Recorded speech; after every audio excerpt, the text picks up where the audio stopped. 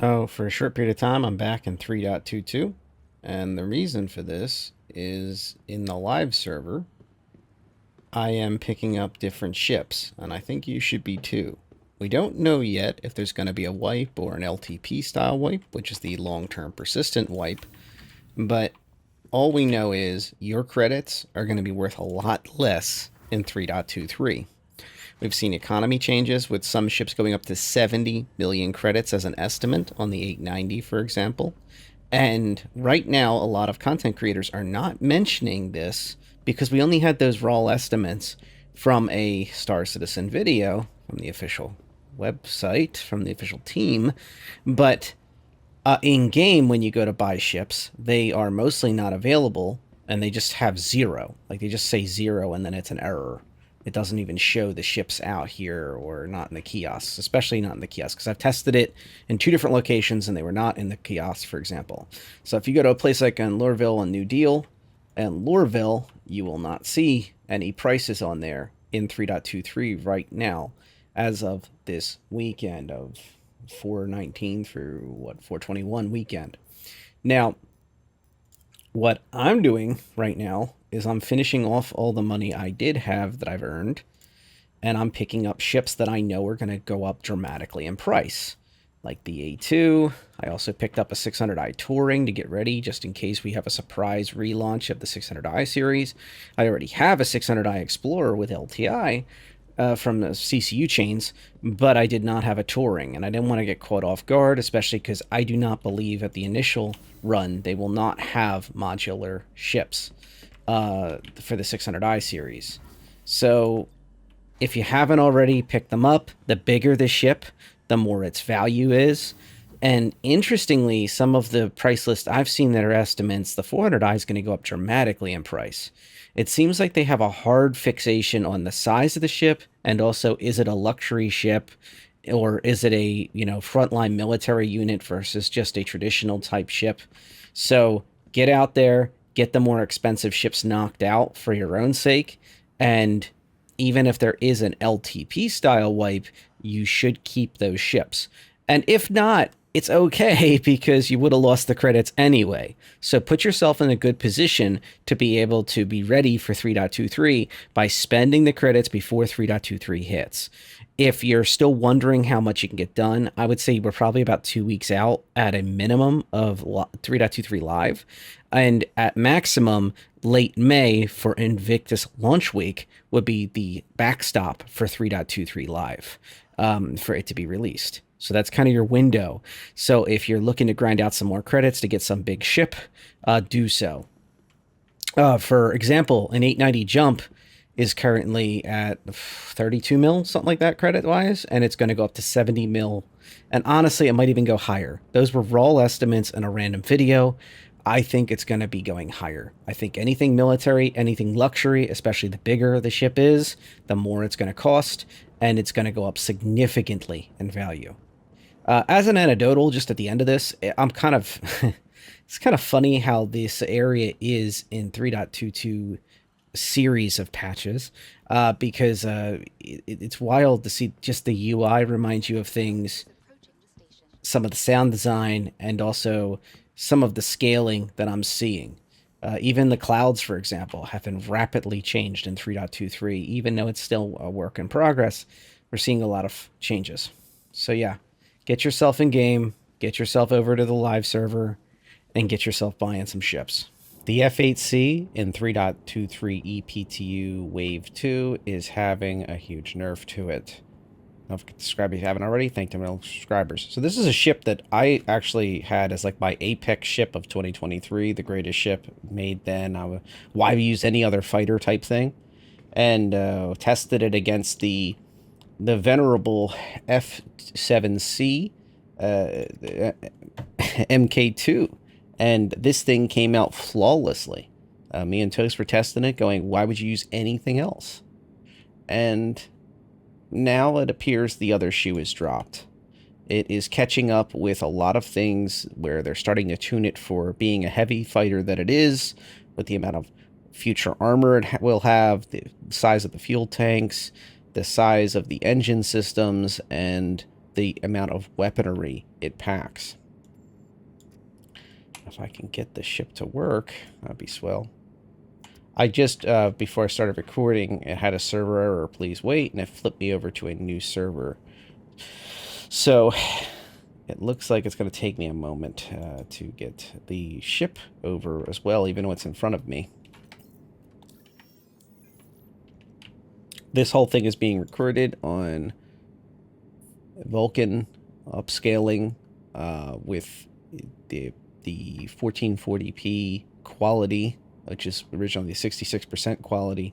If you're looking for comparisons about upscaling, I do want to note that this is, of course, EPTU. Everything is not finalized yet, and I mean, there's even things like, for example, a module sitting outside of the ship. So this is something to remember when I go through this.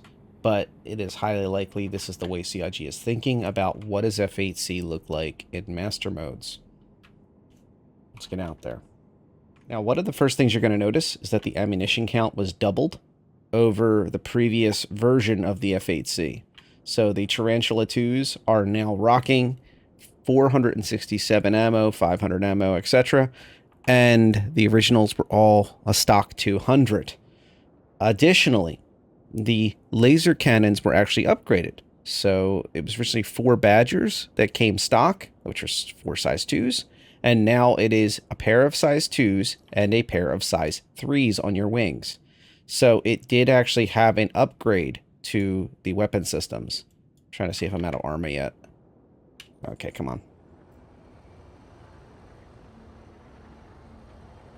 So in gun configuration, we're just leaving Atmo, and it's at 412, which is pretty quick for master modes, but not extremely quick compared to its counterparts in the other realms that it's going to have to fight. It's going to have to stand against ships that are quicker than it now. It's not going to be able to keep up like an interceptor or something like that, which is it's going to be much quicker. Now, when we go into quantum, when we go into the nav quantum mode, we'll be able to see its top speed without weapon systems, without its shields, etc. And it's still sitting at a venerable 1038. That's not too bad. It's not too bad of a nerf stick on the speed. But once you go flipping back to guns, you are sitting downwards. Now, I don't see this as like a huge nerf for the ship itself on that front, because all ships are getting, obviously with master modes, get reworked on this amount of speed they can get. This is me with the thrusters on, back up to 4, looks like it maxes out at 421. So, there you go. When you're not in Atmo. Notice the altitude climbing. So that means we're still technically in Atmo somehow. New Babbage is far in the rearview mirror, but we're still in Atmo. And this didn't used to be a problem on the previous version. This ship would clear Atmo in seconds, and now it's taking a little bit longer. I want to stress that I've now gone through 2 server changes just to get this video out, but I want to stress that even with these inconsistent servers, this is the PTU. I am seeing insane FPS, by the way. 112 FPS out in space. But I can't advance camera right now for some reason. I think it's because cruise control's on and I'm recording, as you can see here. But, yeah, anyway. The point is, this thing is... It's still got it when it comes to the nav mode. When I wing around here, it still feels like the old F8C when it's in nav mode. The problem is when you come back to reality, when you need to use these things called guns and you need things called shields. So I'm going to do the same maneuvers. Well, I mean, not exactly, to be fair. It's just so sluggish. Look at how it snapped the 180. Let me give it throttle while I'm doing it, just to see if I can and this is with the afterburner. even there, it's just fighting me the entire time. I mean, you can see the speeds, the acceleration is off. I mean, the acceleration, you can technically full throttle it a little bit. And I apologize, there's not going to be much advanced camera work because the advanced camera is now broken since the last server transition. But for me, on this build anyway. But let me, let's flip it around. Let's flip the script again. Okay, so remember all that? You still have it in your mind? Waiting for that to fully flip over.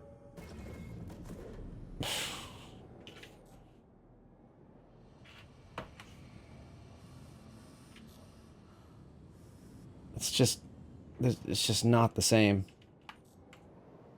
This feels like the old F8C to me. This feels like it.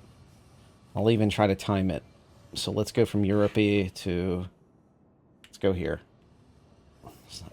OM1, 1, 2, 3, 4, 5, 6, 7, I guess, technically. Because I just didn't find the target. But let's go back again. Let's do something fun here. Let's switch back to guns. Okay, I'm gonna try to go to the same location here. Using burners. It's not that bad, but... You see, the reason I'm getting so in the weeds here about, like, the spin to win type stuff is that this ship was really good at it. I mean, really good. And when you... I mean, you can just feel it. The minute you swap over, you can feel the difference in the snappiness. Where it's doing that thing that other heavy fighters do, like the Vanguard series, where... Once you switch to guns, like right now, it feels like the old F8C. But when you switch to guns, when you actually need it to work, you're not going to be able to keep up, I believe, with light fighters. We still have to test it, but it doesn't feel the same anymore. It just doesn't feel, I don't feel the same about, like, how confident I was in the F8C before. Like, that thing was just unstoppable. Let's clear a sight, I guess. Shubin on Calliope. Some illegal monitors. How about that?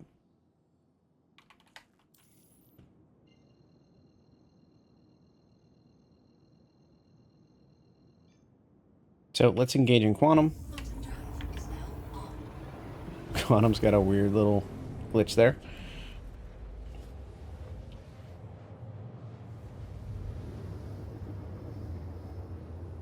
Don't be thrown off by the MMs. It's a little different now in the circle and everything. It's just part of the new HUD and the way they measure things.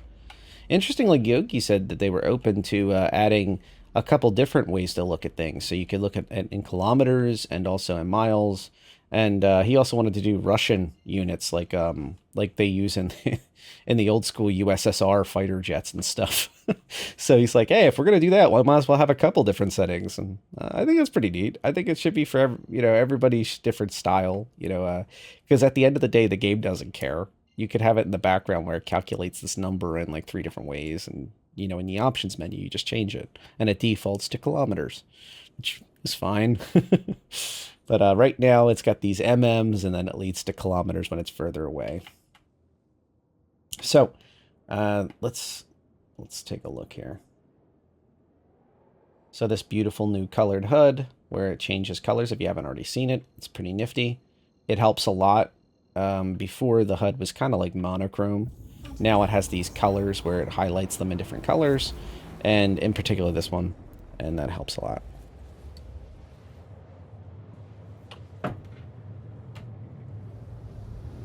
It's kind of like the quality of life update, I feel like.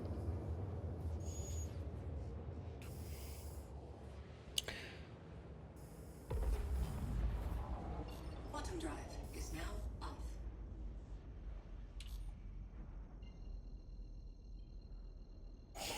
So normally I would edit this out, this traveling, but while I drink my coffee, but for the morning. But what I will tell you is,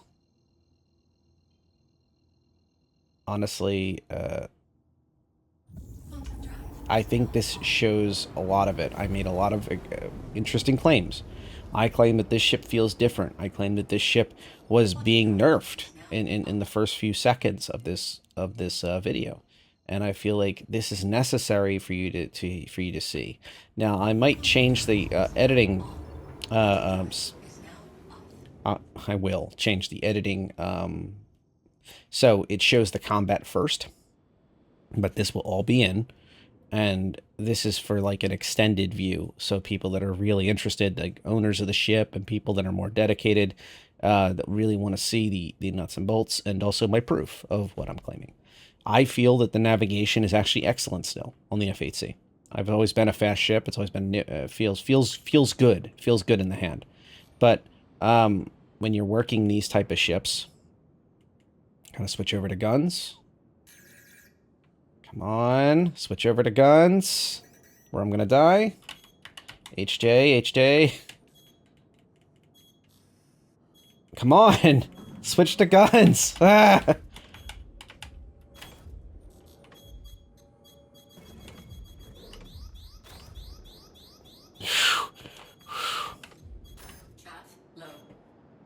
Woo.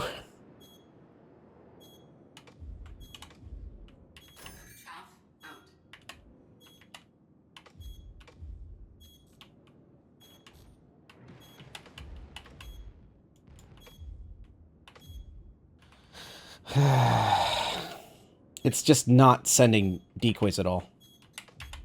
Unless the number's not working. Cool. Alrighty. Be nice if this thing could just stop chucking missiles every 5 seconds. That'd be nice. Oh my god!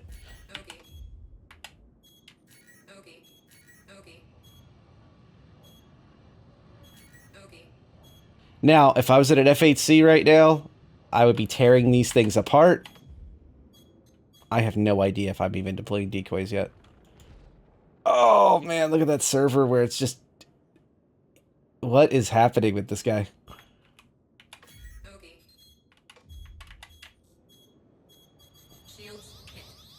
Yeah, I bet they are.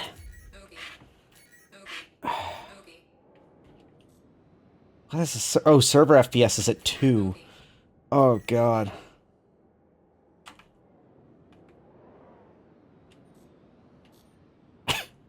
This is borderline unplayable.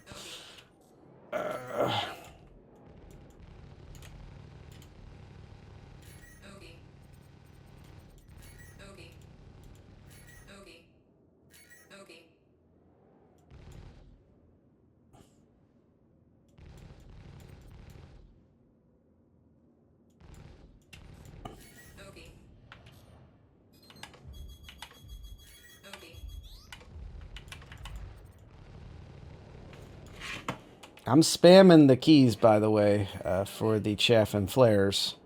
One is completely out already, it told me. And the decoys apparently are going out. I'm not getting hit. Unless it's just the server FPS sparing me. I don't know. Eventually, that is going to work the other way around and just blow my ship up, I suspect.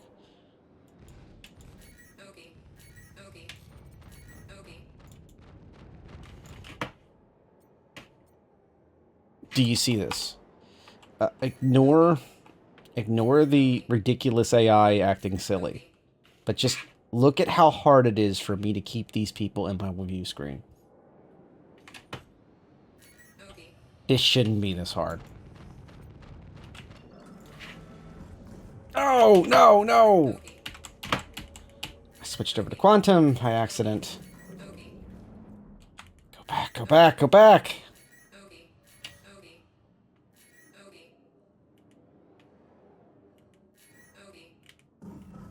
Okay, finally.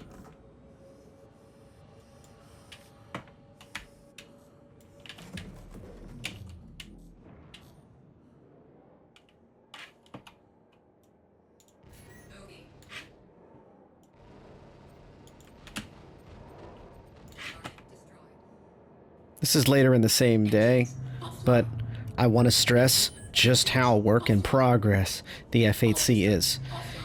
earlier, I couldn't get that Tang thing. The server was literally lagging out. Every single button press was taking seconds to go. I'm going to jump this ahead just so you don't end up with vertigo. But this is the current experience where I'm flicking engines on and off. I'm constantly spamming the roll and the strafe keys and such to try to keep control of the vessel. So it is certainly a work in progress. I think Master Modes has done a number on this ship, and they've brought it in line with the Vanguard.